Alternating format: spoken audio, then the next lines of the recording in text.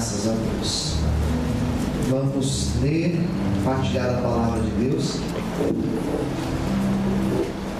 Deus vai falar conosco. Quem crê, diga amém. Então nós vamos meditar a palavra. João, capítulo de número 11. Ao invés de a gente ler todo o capítulo, vamos ler apenas um versículo e vamos meditar nele. Versículo 21.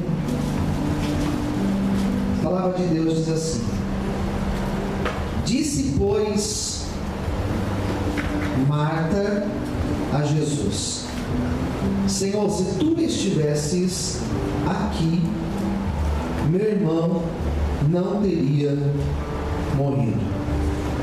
Vamos ler de novo? Disse, pois, Marta a Jesus. A frase que ela diz: Senhor, se tu estivesses aqui, meu irmão não teria morrido. Amém. Vamos orar? Feche os olhos, vira a sua cabeça nesse momento. Precisa ouvir a voz de Deus? Peça para Deus falar com você. Senhor, fala conosco. Fala no nosso coração. Existem pessoas aqui dentro, nesse momento, precisando muito ouvir tua voz. Fala com todos nós aqui, aqueles que agora estão assistindo, qualquer parte onde elas estão agora acompanhando este culto. Que teu Espírito tenha liberdade para falar conosco e nos abençoar. Em nome de Jesus. Amém. Amém. Vamos aplaudir o Senhor com alegria.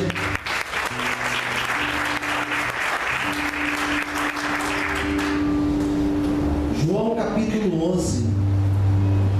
João vai dizer que esse foi o último sinal que Jesus realizou, o último milagre que ele realizou em vida.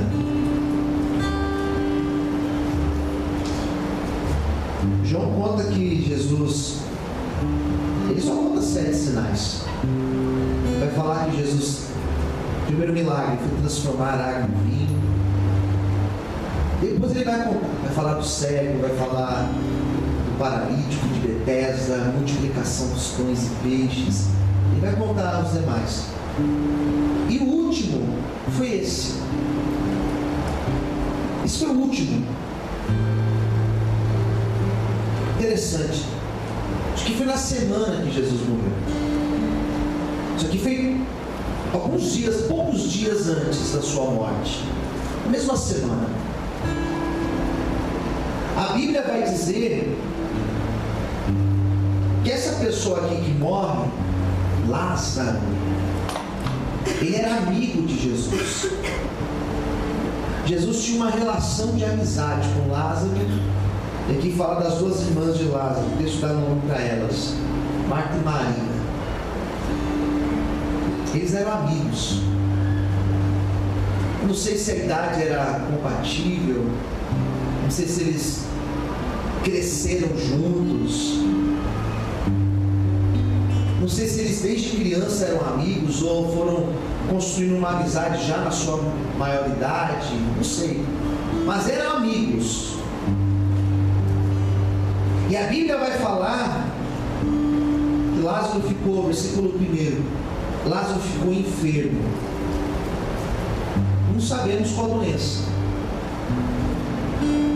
não sabemos a gravidade da doença dele, mas ficou mal, muito mal, muito mal.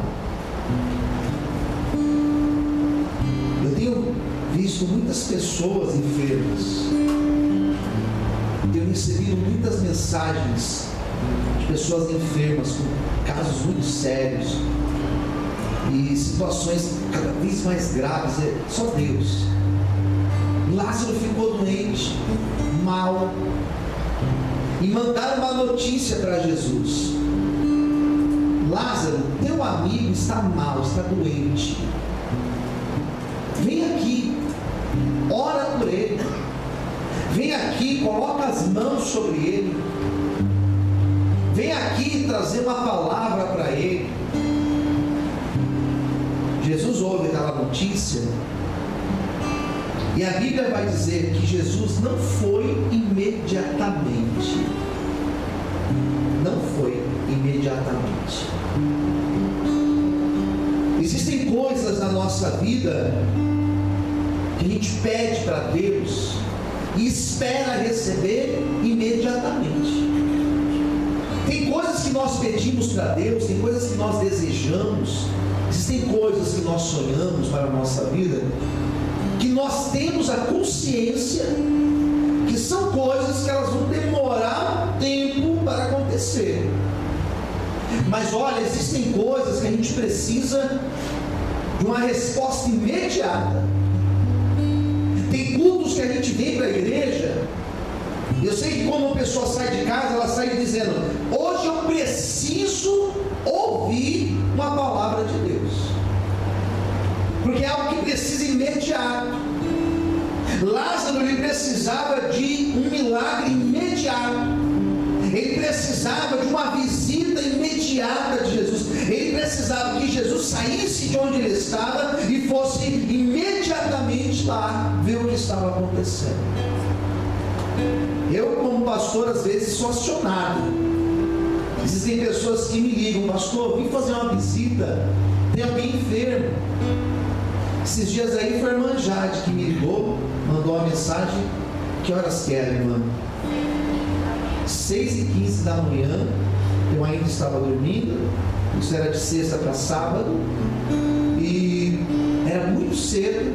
Eu lembro que eu acordei com a chamada dela, de uma criança que estava no hospital, e uma criança que estava num estado muito complicado, veio a falecer essa criança. E lembro que eu tinha compromisso nos primeiros horários do sábado, já tinha algo agendado, mas eu olhei no horário e falei assim: bom, se eu correr eu consigo. Falei: irmã, estou indo lá. E fui no hospital. Graças a Deus que eu fui no hospital para visitar aquela criança. Mas às vezes acontece de alguém ligar e eu falar: não posso ir, não dá para ir agora, não dá. Não dá para ir hoje, não dá para ir, infelizmente não consigo ir. Jesus, quando recebe a notícia, ele falou: não dá para ir, agora não dá. Então a Bíblia vai dizer que ele ainda fica alguns dias onde ele estava, e somente depois de 4 dias que Lázaro já tinha morrido, Jesus chega. E a história do capítulo 11 de João vai dizer que quando ele chega, Lázaro já tinha morrido, já estava sepultado, já tinha acontecido pior. Daí acontece esse versículo aqui, carregado de decepção. As palavras de Marta foram as seguintes: se o Senhor estivesse aqui, meu irmão não teria morrido. Isso mexe com a pessoa. Se você tivesse chegado antes, se você não tivesse atrasado, se você tivesse feito assim ou assado, isso vai deixar a pessoa mal. Isso traz um peso para nós. Quem concorda de mim? Amém. Se o Senhor estivesse aqui, meu irmão não teria morrido. E Jesus, quando ele chega naquele lugar, naquela aldeia de Betânia, ele vai até a casa das irmãs de Lázaro. Elas estavam em luto, elas estavam lá frustradas, decepcionadas, arrasadas. E Jesus chega, e a primeira coisa que ele pergunta foi: onde que está o meu amigo? Onde vocês colocaram o meu amigo? Agora não adianta, porque agora o pior já aconteceu. A impressão que dá é que aconteceu porque Jesus permitiu. Daí eu li esse texto, Deus falou muito comigo, algumas verdades. E a primeira verdade que Deus ministrou no meu coração é que às vezes Ele permite coisas difíceis nossa vida. Quem entendeu? Diga amém. Amém. Sim, Ele permite. Mas não poderia ser diferente, concordo. Ele não poderia ter chegado um dia, 5 dias antes. Ele poderia ter chegado uma semana antes. Poderia. Ele não poderia ter feito diferente. Poderia. Eu sei que existem coisas na nossa vida que nós também entramos em crise pensando: poxa vida, Deus poderia ter me livrado dessa. Deus poderia ter me privado de passar por essa frustração. Deus poderia ter me livrado de ter esse problema de saúde. Deus poderia. Mas a grande verdade do texto que eu quero apresentar para vocês nessa noite é que nem tudo Deus vai evitar da tua vida. Nem tudo Deus vai te privar. Nem tudo Deus vai tirar você do olho do furacão. Deus poderia ter evitado aquela tragédia em Brumadinho. Eu concordo.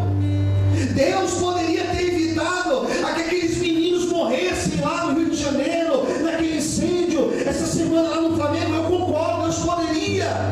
Mas Deus permite algumas coisas acontecerem. E por Deus permitir, não significa que Deus não é bom. Por Deus permitir, não significa que Ele não é um Deus que tem controle das coisas. Por Ele permitir, não significa que Ele não está agindo. Porque a história vai dizer que ainda que Ele permitiu que Lázaro morresse, Ele estava agindo, Ele tinha um controle, Ele tinha algo a fazer, amém? E é isso que eu quero que você entenda nessa noite. Não sei qual é a situação que você está vivendo, mas se Ele permitiu, Ele tem propósito nisso, amém? Você pode aplaudir e glorificar a Ele por isso. Glória a Deus. Daí vem as perguntas difíceis. Daí acontecem as perguntas difíceis. Acontecem as perguntas difíceis. Por que não evitou?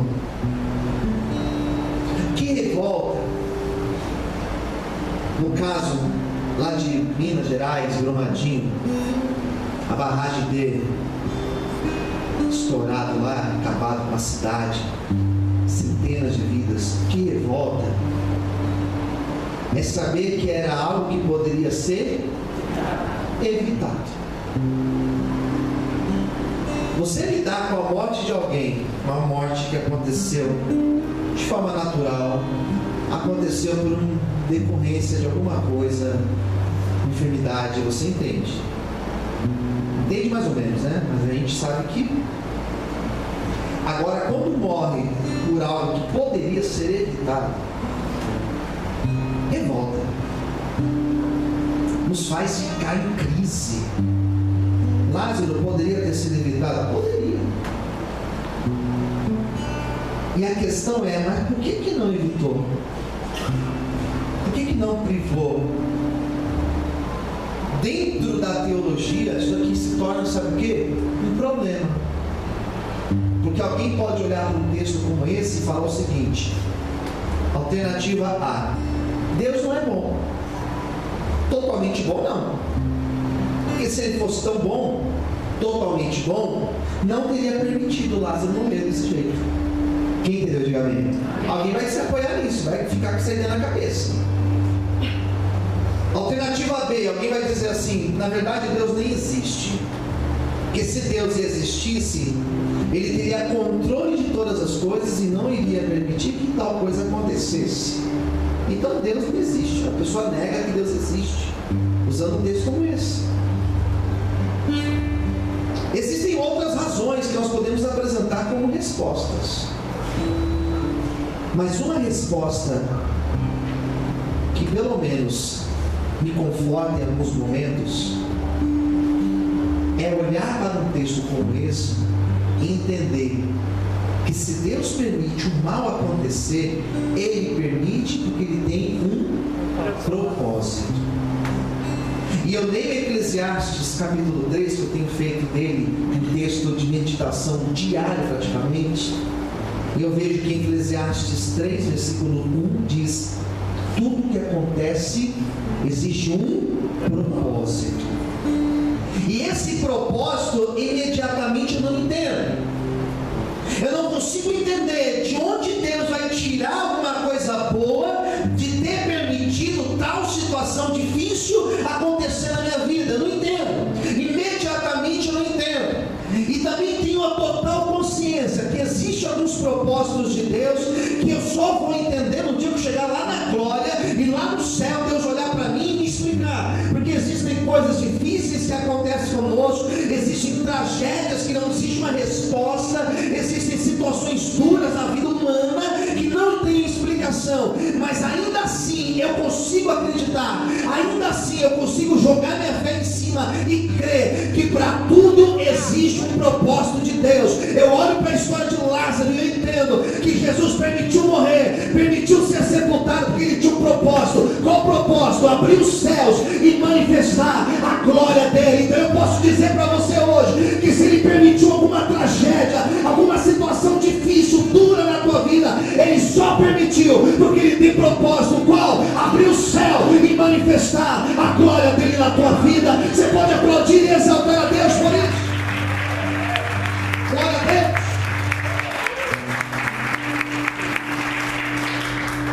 É uma das coisas que eu penso.